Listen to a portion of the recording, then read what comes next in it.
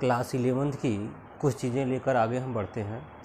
तो अभी तक जो है मैंने एक एक्सरसाइज करा दिया है 1.1 और उसके अलावा मेरे बच्चे मैंने बहुत सारी चीज़ें बताया था कि सेट क्या होते हैं, जितने भी वेल डिफाइंड टर्म होते हैं उनको हम सेट में रख सकते हैं, ये सारी बातें मैंने किया था। और जो है सेट को दो तरीके से करने के लिए मैंने बताया था कि एक रोस्टर विधि होता था और एक बिल्डर विधि होता है। तो रोस्टर विधि हम किस प्रकार से करते हैं, क्योंकि रोस्टर विधि मैंने आप सभी को बताया था कि उसमें जितने भी डिजिट वाले जो है टर्म होते हैं वो रखे जाते हैं। और बिल्डर में मैंने क्या बताया था कि इसमें जो है लैंग्वेज के रूप में लिखा होता है। ये सारी बातें मैंने आपसे कर लिया था और पूरे जो है एक्सरसाइज को हमने कंप्लीट कर लिया था। तो 1.1 का एक्सरसाइज हो चुका था। इसके बाद बच्चों में कुछ चीज़ें नेक्स्ट एक्सरसाइज में हम करने वाले हैं, जिसमें एम्प्टी सेट क्या होते हैं। तो एम्प्टी सेट के लिए आपको कुछ डिफिनीशन हैं जो कि मैंने पहले से आपके एनसीईआरटी के बुक से मैंने ये सब चीज़ें लिया है। तो आप क्या करिएगा कि सबसे पहले आप जो है एनसीईआरटी की बुक ओपन कर लीजिए। 1.1 एक्सरसाइज कंप्लीट करने के बाद जो पॉइंट आपको वहाँ लिखा हुआ है वो एम्प्टी सेट ही है। तो उस एम्प्टी सेट के बारे में हम पढ़ने जाएंगे, जिसको हिंदी में रिक्त समुच्चय कहते हैं। तो मेरे बच्चे, हम एम्प्टी सेट आपका जो है एक्सरसाइज का पेज नंबर 5 है, समझ पा रहे हो ना। तो उसमें एम्प्टी सेट के लिए डिटेल से लिखा हुआ है। तो पेज नंबर 5 के बाद पेज नंबर 6 है। तो पेज नंबर 6 में उसका डिफिनीशन है एम्प्टी सेट होते क्या हैं, उसे किस प्रकार से हम दिखाते हैं। इसमें मैंने लिखा है a set which does not contain, क्या लिखा है, contain any element is called the empty set or null set or void set. मतलब एम्प्टी सेट को ही नल सेट भी कहते हैं, वाइड सेट भी कहते हैं। तो मतलब ऐसा सेट जिसके ब्रेसेस में कोई भी एलिमेंट ना हो, कुछ भी ना हो, मतलब पूरी तरह क्या हो, खाली हो, उसको हम क्या कहते हैं बच्चे, एम्प्टी सेट कहते हैं। जैसे आपका ब्रेसेस रखा हुआ है, किस प्रकार से होता है, जैसे आप देखो यहाँ आपने रख दिया, क्या है, यहाँ रख दिया, ये ब्रेसेस आप बना दिए, ये पूरी तरह क्या हो, एम्प्टी हो, अर्थात इसमें किसी भी प्रकार के कोई भी एलिमेंट ना हो। तो आप इस बात को समझिए कि एम्प्टी सेट को अगर डिनोटेड किया जाए, किस सिंबल से डिनोट किया जाता है, अगर उसकी बात करोगे तो आप समझ लीजिए इसी प्रकार से लिख सकते हो, या तो फाई से भी डिनोट करते हैं, समझ रहे हो मेरी बात को, फाई लिखा हो या जो है ब्रेसेस हो और क्लोज ब्रेसेस हो, मतलब पूरी तरह से वो बंद हो, है ना बच्चे, उस तरीके से हम एम्प्टी सेट को दिखाते हैं, लिखते हैं। बच्चे इतनी बातें हो चुकी हैं, तो आइए हम कुछ एग्जाम्पल लिए हुए हैं कि ऐसे कौन से एग्जाम्पल एम्प्टी सेट के लिए सूटेबल होंगे और ऐसे कौन से एग्जाम्पल हम दिए जा सकते हैं जिससे ये बातें स्पष्ट हो जाएं कि बच्चे ये है एम्प्टी सेट। देखिए हमने क्या कहा कि a set which does not contain any element, माने उस सेट में एक भी एलिमेंट हम नहीं लेते हैं। और मैंने क्या कहा, is called empty set, or null set, or void set. ये तीनों चीज़ें आपको याद होना होगा कि उसी को हम जो है नल सेट भी बोलते हैं, उसी को वाइड सेट भी बोलते हैं, उसी को हम एम्प्टी सेट भी बोलते हैं। ये बातें आपको पता होनी चाहिए। तो और एक एग्जाम्पल हमने आपके एनसीईआरटी से ही लिया है, उसको आप समझने की कोशिश करिए। एग्जाम्पल क्या है, बी। यहाँ से आप देखो इसको किस प्रकार से पढ़ेंगे, the set of all x. इसको क्या पढ़ेंगे, आप मेरे साथ पढ़ो, the set of all x such that x is student presently studying in both 9th and 11th। मतलब आप ये बात बताओ मुझे बच्चे, आपसे मैं ये पूछ रहा हूँ, मैं अपनी तौर से तरफ से आपसे एक क्वेश्चन पूछ रहा हूँ। क्वेश्चन क्या है, क्वेश्चन ये है बच्चे कि क्या किसी भी क्लास में, किसी एक क्लास में अपने यहाँ जो है जो पढ़ाई लिखाई की तरीका होता है अपने इस विद्यालयों में, किस प्रकार से कि किसी भी एक क्लास में 2 क्लास के स्टूडेंट पढ़ते हैं क्या, मतलब वो उन्होंने क्या कहा कि 9th का भी बच्चा हो और क्या हो 11th का ही, अतः ऐसा संभव नहीं। ऐसा है क्या? तो अगर ऐसा नहीं है तो अगर ऐसा नहीं है आप बताइए इस प्रकार से वो क्या हो जाएगा, एम्प्टी सेट हो जाएगा, क्योंकि ये बात संभव नहीं है किसी एक क्लास में 2 कैटेगरी के बच्चे पढ़ते हों, अर्थात क्लास 9th के भी बच्चे उसी में हों और क्लास 11th के बच्चे हों। ये व्यवस्था हमारे यहाँ तो नहीं है, हो सकता है कहीं हो, लेकिन हमारे यहाँ के लिए जो है इस प्रकार की व्यवस्था नहीं है। आइए इस प्रकार के सेट को हम कैसे लिखेंगे, इस प्रकार से बना देंगे।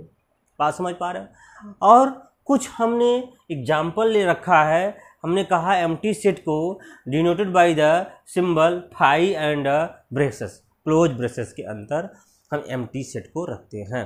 तो ये सारी बातें मेरी आप धीरे धीरे करके आप समझते चलिए। मैं आगे की बातें आपको बताऊंगा कि एम्प्टी सेट का डिटेल और विथ एग्जाम्पल कराने वाला हूं, और इनफाइनाइट सेट क्या होते हैं इसकी बात बताऊंगा, और इक्वल सेट क्या होते हैं। ये 3-4 बातें बता के हम एक्सरसाइज फिर कंप्लीट करेंगे, क्योंकि इसी पे जो है नेक्स्ट एक्सरसाइज है। तो मेरी बात आप ध्यान से समझिएगा, और ज़्यादा से ज़्यादा मैं यही कोशिश करूँगा मेरे बच्चे, मेरे पढ़ाने लिखाने का बस तरीका आपको यही रहेगा, एक सिंपल वे में मैं आपको समझा लूँ। और समझाने का तरीका ये है कि आपका बेस है NCERT, आप अपने पास NCERT रखो, और मैं पूरी बात NCERT का A to Z, ऐसा कोई चीज़ नहीं होगा जिसको मैं छोड़ के चलूँगा। तो NCERT और पूरी तरह समझ में आ जाएगी, तो और सारी बुकें पढ़ने में आपको कोई परेशानी नहीं आएगी। क्यों? क्योंकि सारी बुकें इन्हीं तर्ज पर लिखी जाती हैं। किस पे? NCERT पे बेस्ड होती हैं।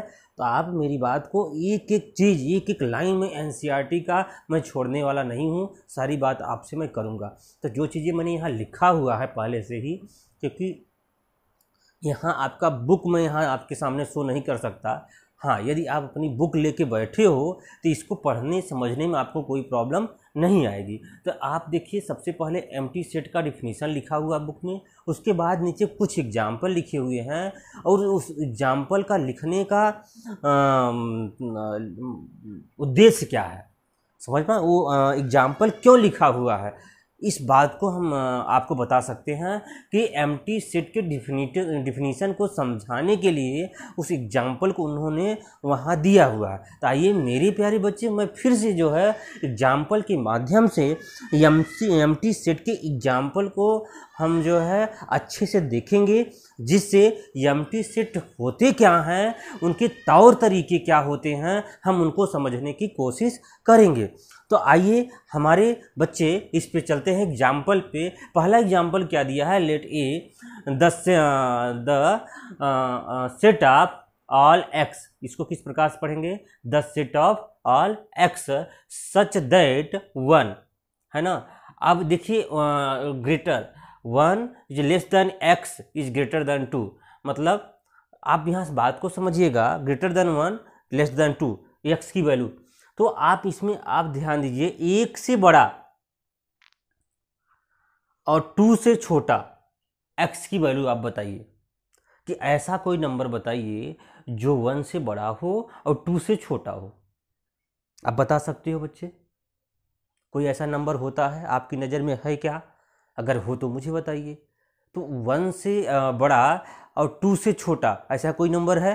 तो आप कहोगे ऐसा कोई नंबर नहीं होता है। अगर ऐसा कोई नंबर नहीं होता, इसमें लिखा क्या है, कह रहा है x is a natural number, जहाँ x क्या है, नेचुरल नंबर है। तो नेचुरल नंबर का मतलब आप समझे 1 2 3 4 इस प्रकार से। ऐसा तो नहीं है कि वो रियल नंबर की बात कर रहा है, समझ पा रहे हो ना, क्या कर रहा है, नेचुरल नंबर है। अगर वो नेचुरल नंबर है, और वो नेचुरल नंबर आप जानते हो पॉइंट में नंबर नहीं आते हैं, वो केवल होते हैं 1 2 3 4 5 6 इस प्रकार के नंबर होते हैं। तो 1 से बड़ा नंबर x के स्थान पे लिखना है, और 2 से छोटा नंबर x के स्थान पे लिखना है। तो आप बच्चे क्या लिखोगे, कह दोगे सर ये जो है 1 से बड़ा और 2 से छोटा ये नंबर होगा। ये मतलब कुछ भी नहीं होगा। अगर कुछ भी नहीं होगा तो उसको क्या लिखेंगे, एम्प्टी सेट लिखेंगे। आप समझ गए मेरी बात? मुझे उम्मीद है आपको समझ में आ रही मेरी बात ये। आइए पहला हो गया। अब उसमें लिखा है then a is the empty set because there is no natural number between 1 and 2। बता दिया गया कि इसमें जो है 1 और 2 के बीच में नेचुरल नंबर ऐसे कोई नंबर नहीं होते जो इन दोनों के बीच में अर्थात 1 और 2 के बीच में होते हैं। ऐसा कोई नंबर नहीं होता। अगर ऐसा कोई नंबर नहीं होता तो इस प्रकार के सेट को हम क्या बोलेंगे? एम्प्टी सेट बोलेंगे। ये बातें हमें लगता समझ गए होंगे।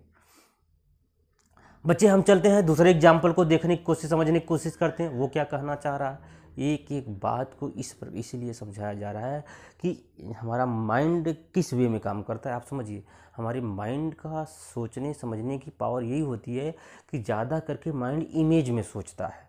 समझ पा रहे हैं ना? कोई चीज़ दिखाई जाती है, कोई चीज़ बताई जाती है तो ज़्यादा करके समझ में आता है। आप कल्पना करिए, कोई अगर हम ऐसी कोई नाम ले लिया जाए जिसका कोई इमेज ना बनता हो, आप करके बताइए। तो जब जिसका कोई भी इमेज ना बनता होगा उस नाम को आप कितने देर तक याद करोगे? आपके माइंड में वो कितने टाइम तक रहेगा आपको पता नहीं होगा। एक नाम अपने मन से आप सोचिए, जिस ऐसे नाम आपके माइंड में होना चाहिए जिसका कोई इमेज बनता ही ना हो। समझ पा रहे हो ना? उसके बाद क्षण भर कुछ देर बाद आप देखोगे वो नाम आप भूल चुके रहेंगे। क्यों? क्योंकि माइंड का सोचने का जो तरीका होता है वो क्या होता है?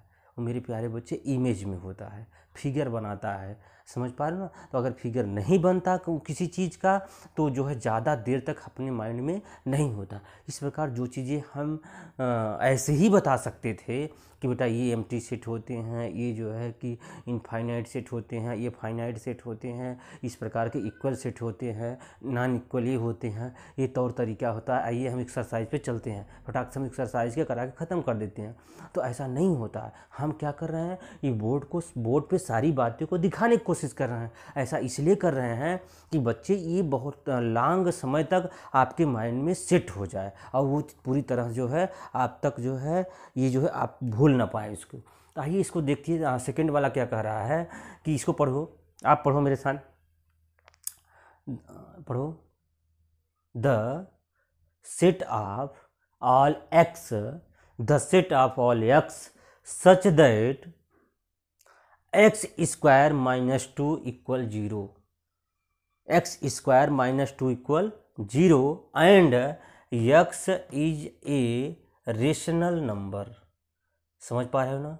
मतलब जो x की वैल्यू होगी सॉल्व करने के बाद आएगी वो किस में आनी चाहिए? रेशनल में आनी चाहिए। अगर रेशनल में आ रही है तब तो वैल्यू लेंगे, अगर रेशनल में नहीं आ रही है तो फिर क्या? आइए हम देखते हैं रेशनल में आती है क्या वो। तो एक्स स्क्वायर माइनस 2 इक्वल 0 आपने ये लिख दिया मेरे बच्चे। अब इसको जब सॉल्व करोगे तो एक्स स्क्वायर इक्वल क्या हो जाएगी? 2 हो जाएगी। तो एक्स इक्वल क्या हो जाएगी? Plus minus root 2। एक बात मुझे बताओगे कि प्लस माइनस रूट 2 रेशनल होता है क्या? बच्चे बताओ, प्लस माइनस 2 को हम रेशनल कह सकते हैं क्या? तो कहेंगे सर नहीं, जो रूट 2 है, रूट 3 है, हम क्लास 9th से पढ़ते आ रहे हैं कि रूट 2 और रूट 3 रूट 5 ये सब क्या होते हैं? इरेशनल होते हैं। लेकिन ये क्या कह रहा है, जो x की वैल्यू है वो रेशनल है, जबकि ऐसा नहीं है क्योंकि रूट 2 जो है इरेशनल है। अगर रूट 2 जो है x की वैल्यू है, अगर वो इरेशनल है तो आपकी जो ये बातें ये कह रहा है क्या सही है? अगर ये बातें सही नहीं है तो क्या x के एलिमेंट इसमें रखे जा सकते हैं? तो आप क्या कहोगे? x के एलिमेंट इसमें नहीं रखे जा सकते। अगर ये नहीं रखे जा सकते बेटा तो क्या हो जाएगा? एम्प्टी सेट हो जाएगा। बातें समझ पा रहे हो आप? क्योंकि x की रेशनल वैल्यू मेरे पास नहीं है, x की इरेशनल वैल्यू आ रही है। अगर इरेशनल वैल्यू आ रही है तो इरेशनल वैल्यू के लिए ये नहीं कहा है, ये रेशनल वैल्यू के लिए कहा है। तो कौन सा सेट होगा बच्चे बताइए? ये एम्प्टी सेट होगा। तो आपकी दूसरी बातें आपको समझ में आ गई। पहला भी आपको समझ में आ गया। एक एक स्टेप को हम समझेंगे, थोड़ा सा टाइम लगेगा, चिंता ना करो। एक एक बात में पूरी तरह जब ये शुरुआत में कर ही दिया हूँ तो पूरी तरह हम ख़त्म करने वाले हैं। एक एक बच्चे को, बच्चा कैसा भी हो, अगर वो निर्णय ले लिया है कि हमें मैथ पढ़ना है तो बच्चे आप चिंता ना करो, मैं तुमको मैथ समझाऊंगा और मैं तुम्हें मैथ सिखाऊंगा और तुमको मैथ आएगा ही आएगा, इसमें कोई दो राय नहीं है। आइए फिर मैं देखता हूँ तीसरे क्वेश्चन को। बच्चे देखिए, थर्ड क्वेश्चन क्या कहता है, c equal the set of all x, the set of all x, the set of all x such that, दो बिंदी वाला, such that x is an even prime number greater than 2। दो से बड़ा आपको क्या करना है, प्राइम नंबर खोजना है।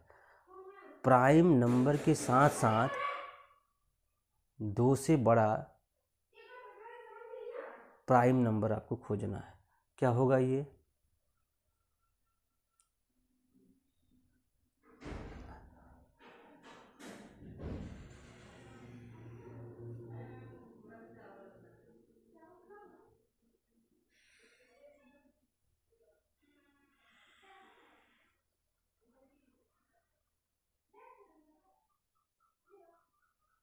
मेरे बच्चे इस बात को आप समझिए।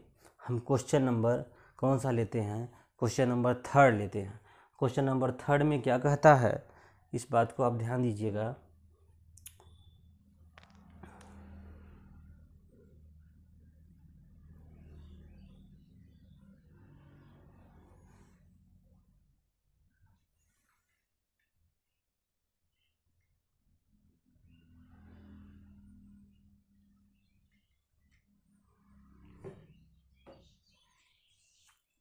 हाँ, आइए हम क्वेश्चन नंबर थर्ड लेते हैं। क्वेश्चन नंबर थर्ड क्या कहता है, सी इक्वल, क्या कर रहा है, द सेट ऑफ एक्स, पढ़ो आप, the set of x such that x is an even prime number greater than 2।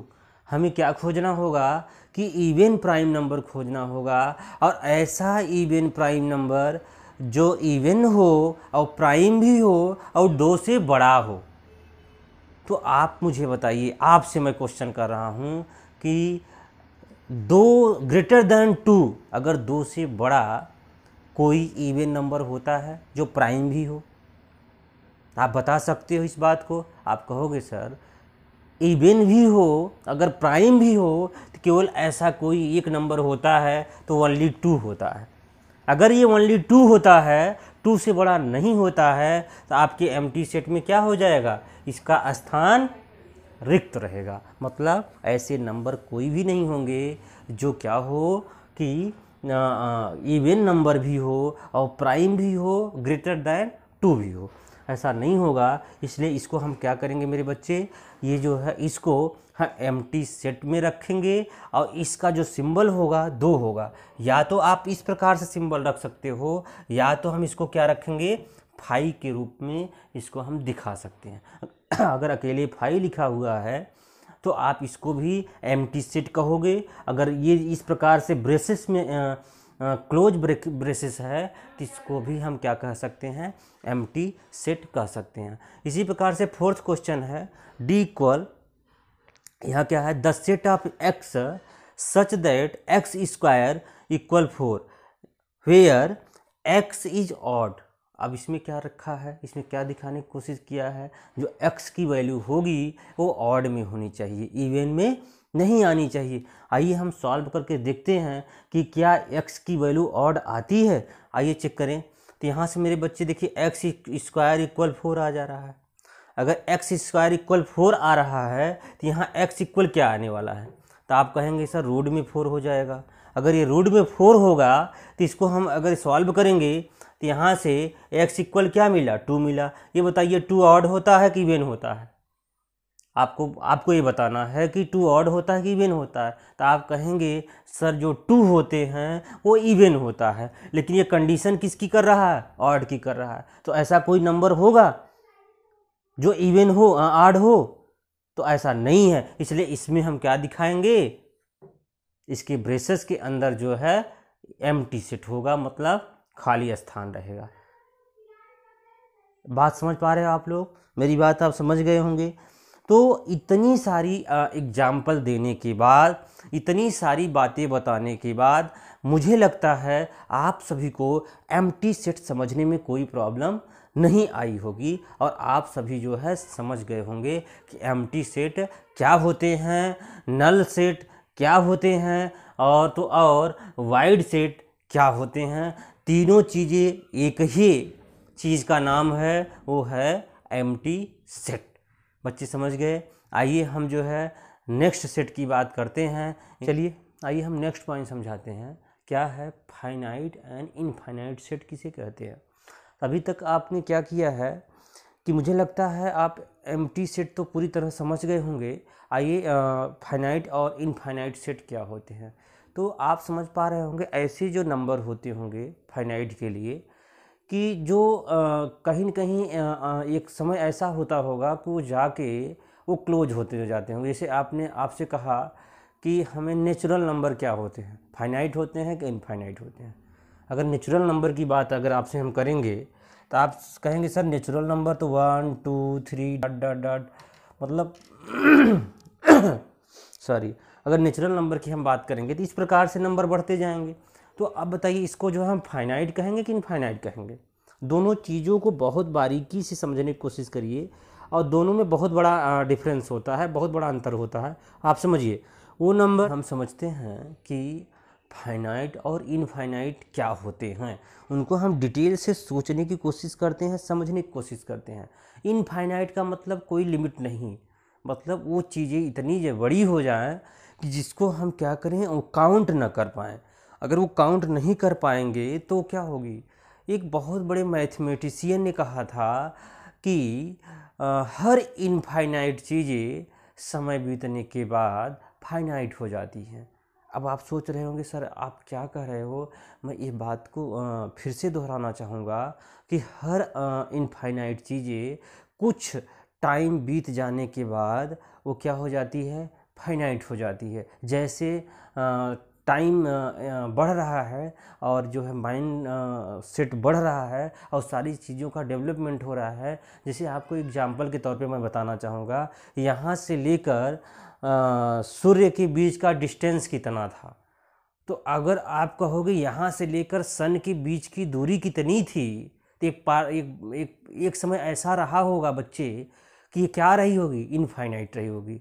बस इतना कह दिया जाता होगा बहुत दूर है। समझ पा रहे हैं ना। लेकिन आज के टाइम में क्या है, आज के दौर में उसमें हम क्या कह सकते हैं, फाइनाइट हो गई है। क्यों? क्योंकि आज के समय में वो मेजरमेंट हो जाती है, उसको हम जो है कैलकुलेट करके रख लिए हैं कि यहाँ से लेकर सन के बीच का डिस्टेंस इतना है, यहाँ से लेकर मून के बीच का डिस्टेंस कितना है। कुछ समय पहले क्या रहा, तो कुछ समय पहले ये रहा कि हम बस इतना कह के जो है दूर हट जाते थे कि बहुत दूर है। बहुत दूर वाली चीज़ें हम क्या कर लिए, जो इनफाइनाइट कुछ समय पहले रहा करती थी, आज क्या है, फाइनाइट है। यहाँ से दिल्ली अभी दूर है। जब हम लोग जो है एक नारा चला करता था दिल्ली दूर है, तो दिल्ली दूर होने का क्या आशय था कि उसको हम क्या करें कि बहुत समय पहले इसका कैलकुलेशन नहीं हो पाता था कि कितना डिस्टेंस है। हम क्या करते थे, बहुत आसपास की चीज़ों को बस मापते थे, तौलते थे, समझते थे। बताइए आज देश विदेश में कौन सा कंट्री कहाँ है, वो उसका क्या है, मापदंड बना दिया गया है। इतने डिस्टेंस पे ये देश है, इतने डिस्टेंस पे ये है। क्या संभव था? नहीं। कुछ समय पहले वो कितनी क्या थी, इनफाइनाइट थी। हमें पता भी नहीं था कि और भी कंट्री हैं कि नहीं है, ये भी नहीं जानते थे। तो मतलब आप समझ रहे हैं मैं क्या कहना चाह रहा हूँ। मैं ये कहना चाह रहा हूँ कि जो चीज़ें इनफाइनाइट थी बच्चे, वो आज के दौर में समय जैसे जैसे बीतता है वो फाइनाइट हो जाती हैं। तो ये चीज़ें थोड़ा सा वो बड़ी बेसिक चीज़ें हैं, बेसिक क्या कह स्टैंडर्ड लेवल की चीज़ें हैं। हाँ, इंटरेस्ट हम लोगों में इंटरेस्ट वो थोड़ा सा उसमें बनाता है, वो आपके सब्जेक्ट की चीज़ें नहीं है। लेकिन बात आई तो मैंने आपको बताया कि जितनी भी सारी चीज़ें जो है एक समय इनफाइनाइट होती हैं, जैसे जैसे टाइम बीतता है वो क्या हो जाती हैं, फाइनाइट हो जाती हैं। इन सारी बातों को थोड़ा सा आपको मैं समझाने की कोशिश किया। जैसे हमारे देश की जनसंख्या कितनी है, अगर हम आपसे कहें कि यहाँ कितने लोग रहते हैं तो आप क्या बता सकते हो? पहले तो नहीं बता सकते थे कि कितने लोग रहते थे, लेकिन आप अब तो काउंट हो गया होगा कि भाई हमारे देश में आजकल न्यूज़ में देखते हो 130 करोड़ लोग हैं। इसकी जनसंख्या जो है, भारत की जनसंख्या 130 करोड़ है। तो ये सारी चीज़ें क्या होती है, ये काउंट कर ली गई है। अगर हम कहें विश्व की जनसंख्या कितनी है तो ये भी बेटा ये भी काउंटेबल है, ये भी काउंट कर लिया गया है। क्यों? क्योंकि जैसे जैसे समय का जो है कि टाइम परिवर्तन हो गया और लोग जो है का माइंड का जो विकास और जो है ऐसे जो है कि प्रयोग होते गए और सारी चीज़ों का जो है समस्या का समाधान करना आसान होते गया। तो आप समझ पा रहे हैं मैं क्या कहना चाह रहा हूँ? बस वही चीज़ें हैं, दोनों चीज़ों को हम समझाना चाह रहे हैं कि क्या होती हैं। आपका हेडिंग है फाइनाइट एंड इनफाइनाइट सेट किसे कहते हैं। जैसे मेरे बच्चे एक बात बताऊं, जैसे इस कमरे में कोई नहीं है, ये कमरा खाली है, ये मकान खाली है, तो बताइए अगर मकान खाली है तो क्या है वो, फाइनाइट है कि इनफाइनाइट है? आपको बताना होगा कि मैं कहना क्या चाह रहा हूँ एम्प्टी सेट का। तो एम्प्टी सेट क्या होते हैं, फाइनाइट होते हैं कि इनफाइनाइट होते हैं? तो मेरे बच्चे एक बात बताओ, एम्प्टी सेट की बात कर रहा, मुझे तो ये पता है ना कि कमरे में कोई नहीं है। अगर कमरे में कोई नहीं है तो इनफाइनाइट है? नहीं, क्या है, फाइनाइट है। तो एम्प्टी सेट भी जो है क्या होते हैं, फाइनाइट होते हैं। बात समझ पा रहे हैं ना? क्योंकि हमें पता है कि इसमें कोई नहीं है। इनफाइनाइट तो वो होते हैं जिनका लिमिट हमें न पता हो कितना ज़्यादा है। समझ रहे हैं ना मेरे बच्चे, ये बात मैं कर रहा हूँ। तो आइए मैं पढ़ने की कोशिश करता हूँ।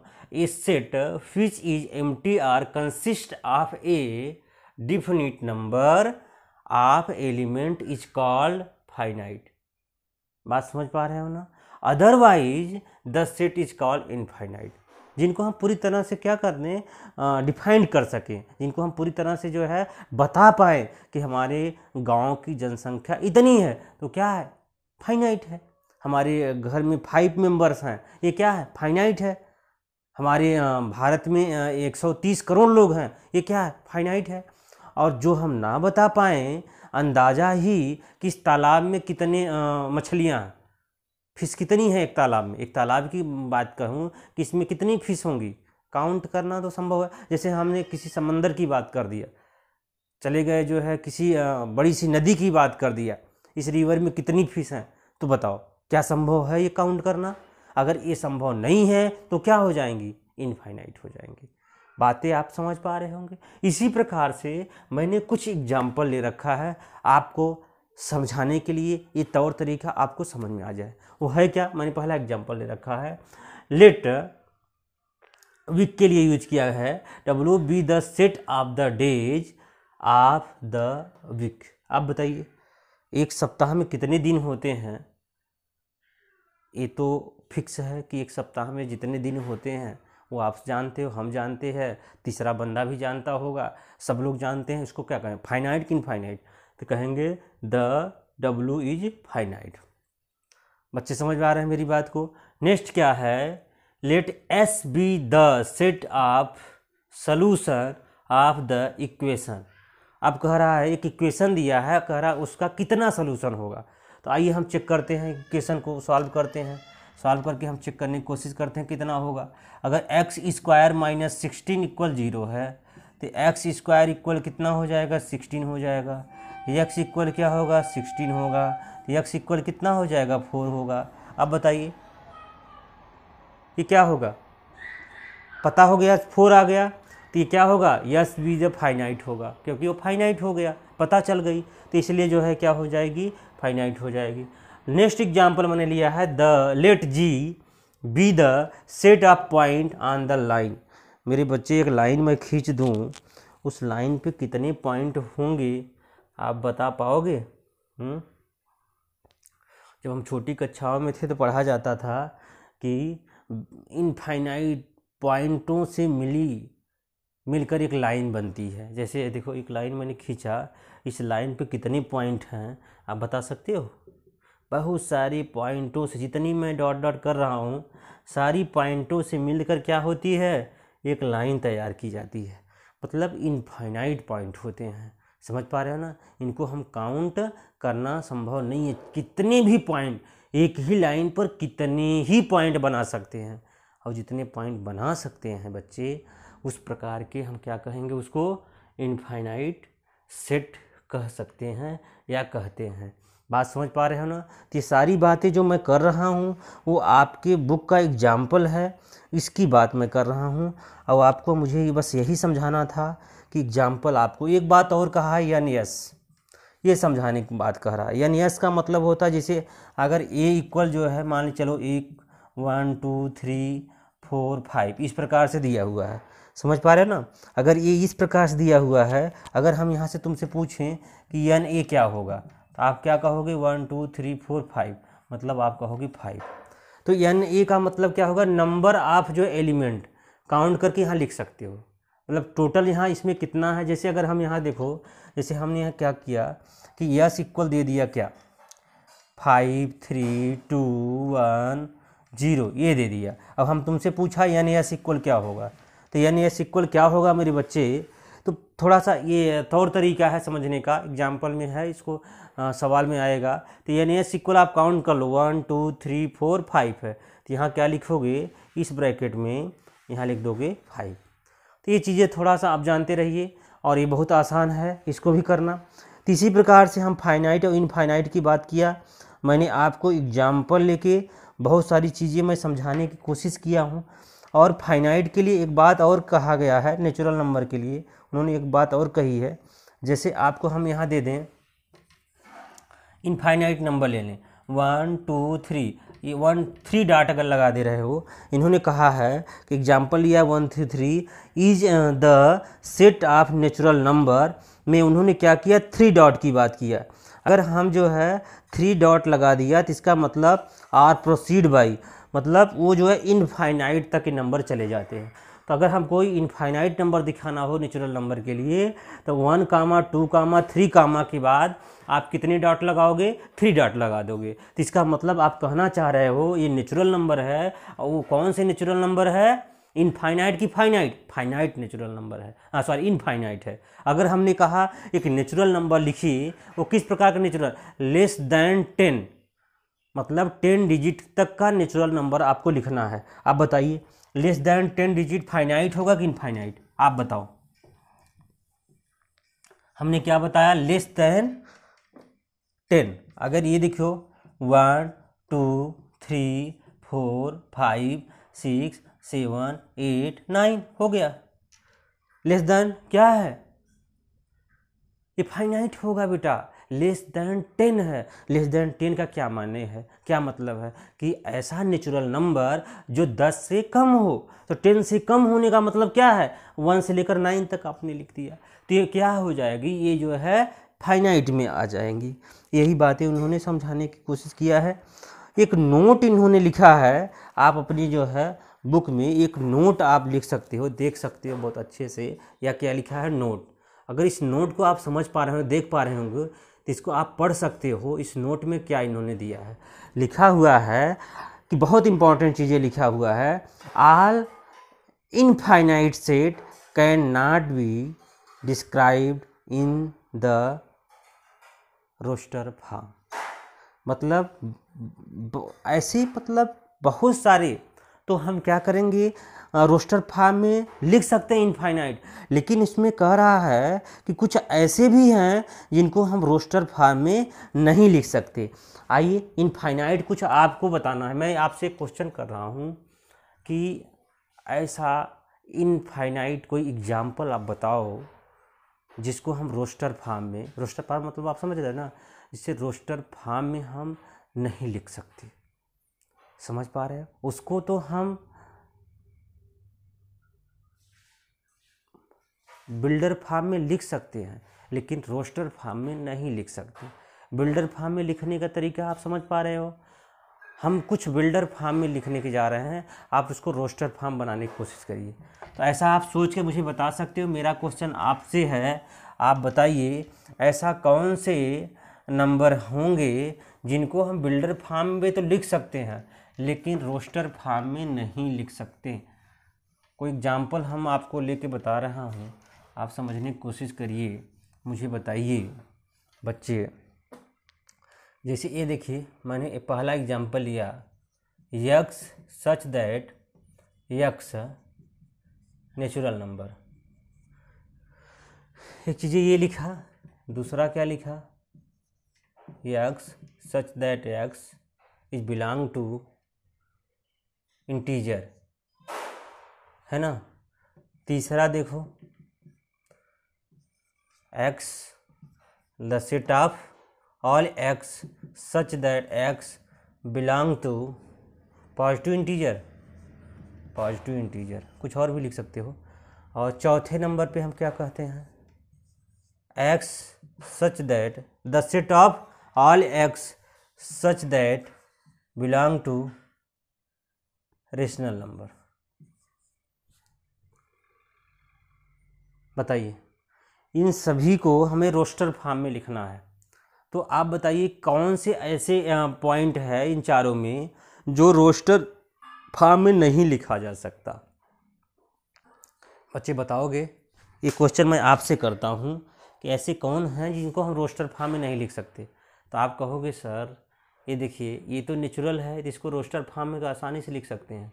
1 होते हैं, 2 होते हैं, 3 होते हैं, डॉट डॉट। ये बताइए रोस्टर फॉर्म हो जाएगा ना, नेचुरल नंबर है और इस प्रकार से लिख सकते हैं।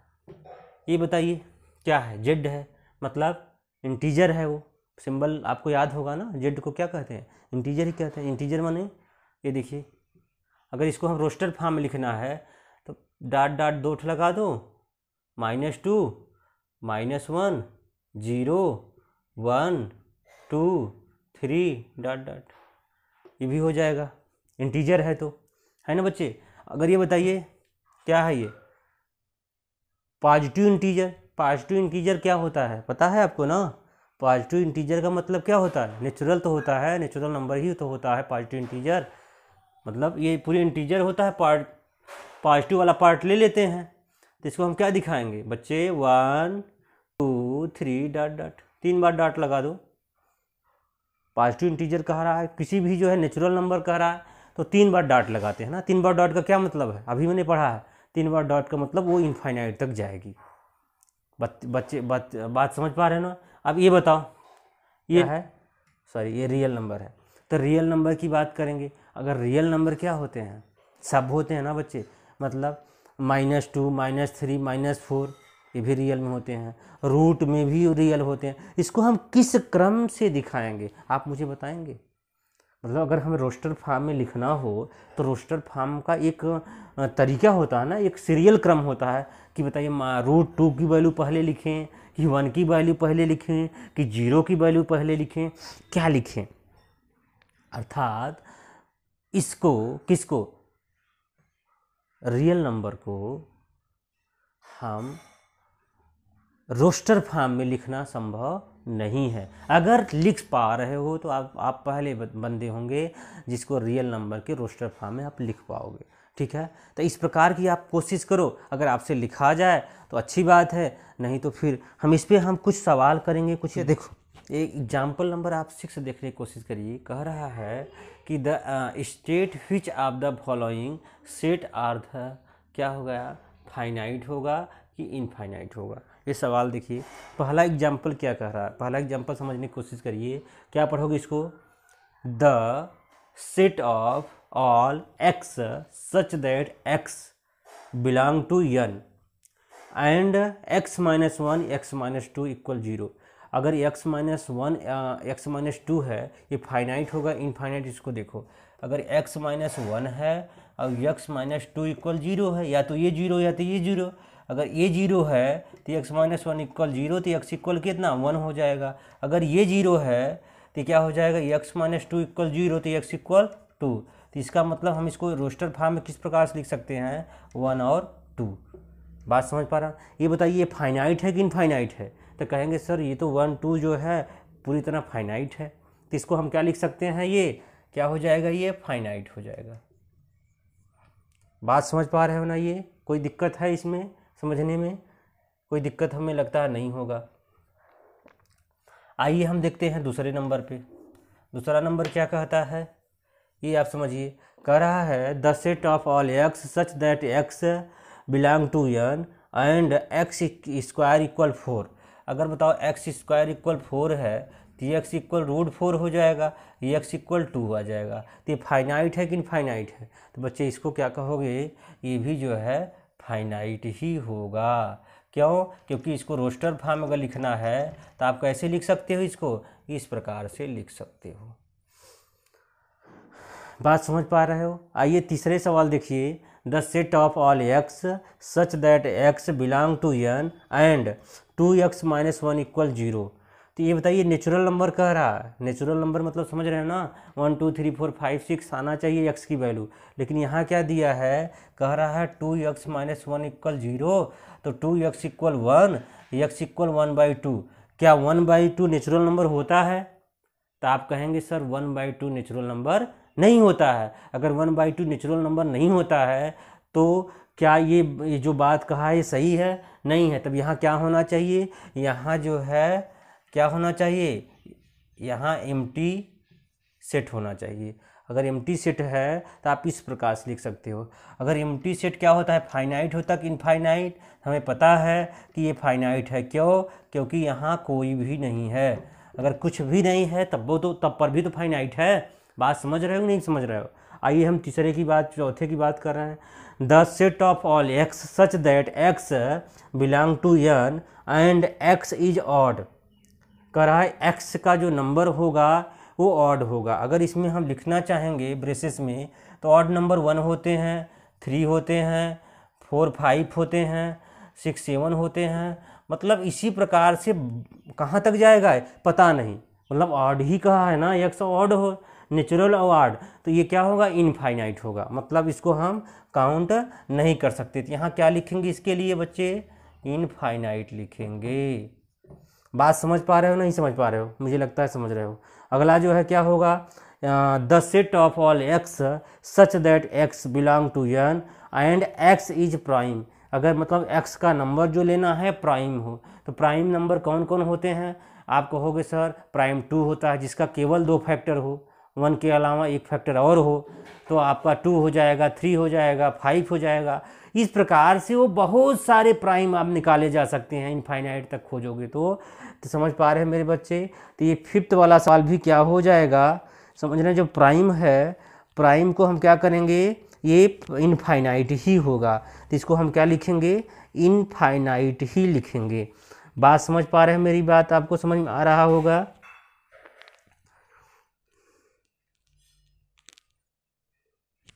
क्या लिख सकते हो यहाँ, इनफाइनाइट। समझ रहे हो मेरी बात? तो चलिए बस यही सारी बातें करनी थी।